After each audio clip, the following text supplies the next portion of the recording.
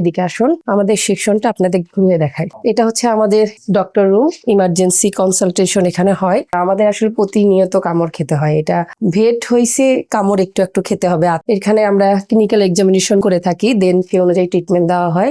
আমার এখানে যে রোগীগুলো আসে আসলে তারা তো কথা বলতে পারে না। আপনারা তো জানেন কুকুর, বিড়াল, খরগোশ এসব আসলে বোবা প্রাণী। এরা তাদের আকার ইঙ্গিতে বুঝিয়ে দেয় বিভিন্ন ধরনের ভঙ্গিতে। অনেক সময় অনেক রকম হয়, যেমন হচ্ছে এটা ডিপেন্ড করে তাদের ডিজিজের উপরে, তারা কি ডিজিজ ক্যারি করে আসতেছে এটার উপর ডিপেন্ড করে। এরকম হতে হয় যে যেমন ফ্লু পেশেন্ট, এখন যে সিজনটা যাচ্ছে এটা ক্যাট ফ্লু বলে। হ্যাঁ, তো এই ক্যাট ফ্লু যখন আর কি হয় তখন অনেক বাজে অবস্থায় ওরা আসে। ক্যাট ফ্লু সাধারণত হয় ফেনাইল প্যানলিউকোপেনিয়া ভাইরাস দ্বারা। একটা ক্যাট যদি ইমিউনিটি টোটালি গ্রো করা না থাকে তবে সে 72 আওয়ার্স এর মধ্যেই আর কি মারা যায়। হ্যাঁ, অনেক অ্যাক্সিডেন্ট কেস আসে, যেমন হচ্ছে যে 5 তলা থেকে পড়ে গিয়েছে, 7 তলা থেকে পড়ে গিয়েছে, অনার বুঝতে পারে নাই,